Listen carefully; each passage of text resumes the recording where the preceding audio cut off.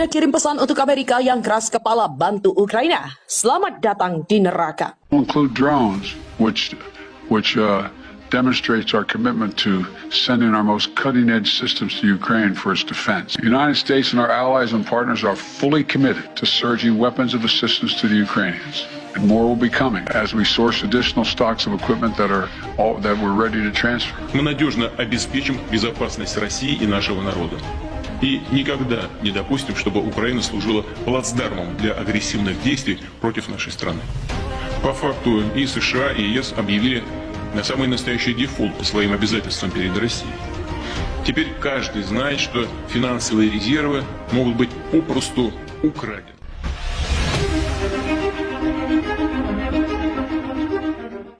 Rusia benar-benar dibuat murka dengan sikap Ukraina yang terus melakukan perlawanan.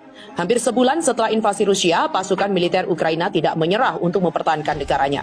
Sikap itulah yang membuat Rusia agak kewalahan hingga harus menurunkan kekuatan militer terbaik. Nah, Rusia yang semakin kuat dengan posisi mereka, terus memberikan jawaban atas dukungan Amerika Serikat kepada Ukraina. Bahkan Rusia secara terbuka menuliskan spanduk-spanduk yang mengerikan di sepanjang jalan di wilayah Ukraina.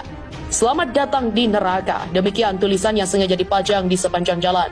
Perang di Ukraina memasuki hari ke-26. Evakuasi warga sipil dari Mariupol di sepanjang koridor kemanusiaan yang akan mengarah ke timur dan barat diumumkan. Ukraina telah menolak proposal Moskow bahwa pasukan Ukraina meletakkan senjata mereka sebagai imbalan untuk jalan keluar yang aman. Hampir seperempat penduduk Ukraina telah meninggalkan rumah mereka, kata UNHCR. Rusia, selamat datang di neraka. Hanya sebuah tanda di sepanjang jalan menuju Ukraina. Pada pertemuan Menteri Luar Negeri Uni Eropa dikatakan, Uni Eropa terus mendukung Ukraina dan rakyatnya memberikan bantuan. Dan kami mulai bekerja untuk memberikan pendapat berdasarkan aplikasi keanggotaan untuk Ukraina. Kami akan bekerja secepat kami bisa. Duta Besar AS untuk Rusia John Sullivan diberikan nota protes atas pernyataan tidak dapat diterima baru-baru ini oleh Kepala Staf Gedung Putih Joseph Biden.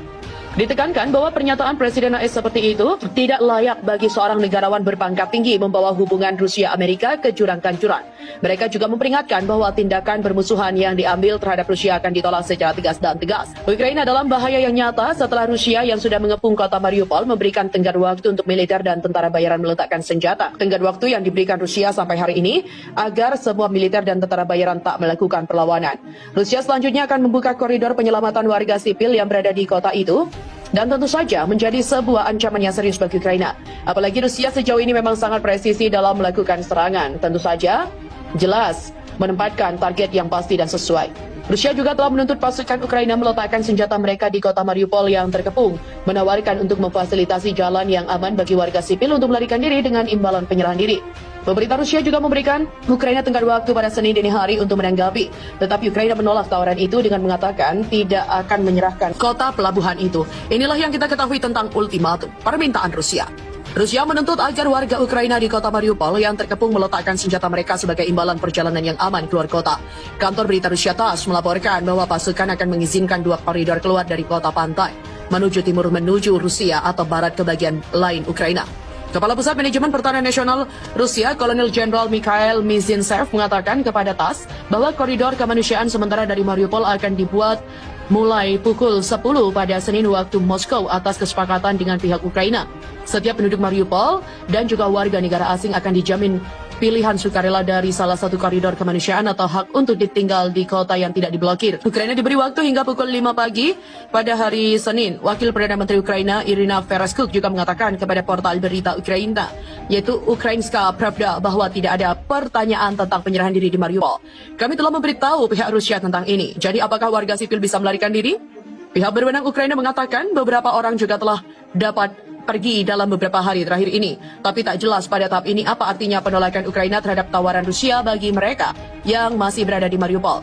Dewan Kota Berdyansk mengatakan pada hari Minggu bahwa konvoi bus yang bepergian ke Mariupol untuk membantu evakuasi dihentikan oleh pasukan Rusia beberapa kilometer jauhnya dari kota, memberikan tanda tanya atas rencana evakuasi. Namun ia membagikan pembaruan beberapa jam kemudian mengatakan bahwa pengemudi mencapai tujuan mereka dengan selamat. Hari ini 780 orang berangkat dengan 11 bus dan seperti biasa prioritasnya adalah anak-anak, wanita dan orang tua, kata Wali Kota Alexandros Svidlo.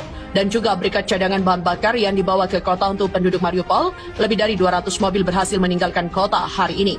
Besok kami menunggu konvoi bus lain untuk melanjutkan evakuasi. Mikhail Mizintsev mengatakan kepada TASS bahwa ada hingga 130.000 warga sipil yang disandra di kota itu, termasuk hampir 200 orang asing. Dia mengatakan Rusia telah membantu mengevakuasi 59.304 orang keluar kota, namun Dewan Kota Mariupol mengatakan di saluran telegramnya pada Sabtu malam bahwa beberapa ribu penduduk telah dideportasi ke Rusia selama seminggu terakhir. Sebelum invasi Rusia ke Ukraina, Mariupol memiliki populasi hampir 450.000 jiwa. Ada laporan bahwa antara 40 sampai 100.000 orang juga telah meninggalkan kota sejak itu. Tapi tak ada angka pasti pada tahap ini. Masih belum ada listrik dan akses makanan dan air minum bagi mereka yang masih di Mariupol masih sangat minim.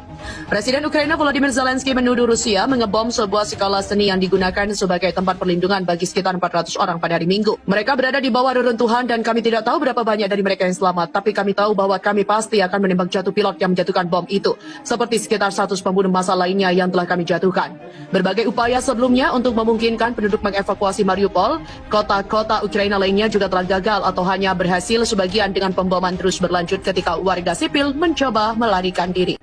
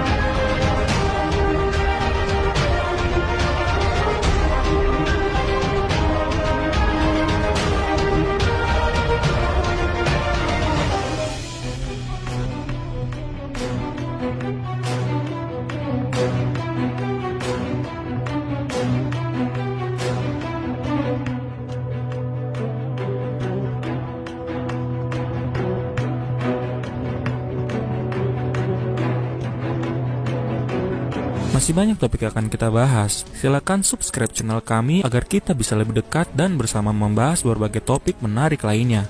Like bila Anda suka dan unlike saja bila Anda tidak suka dengan video seperti ini. Terima kasih telah menonton dan sampai jumpa.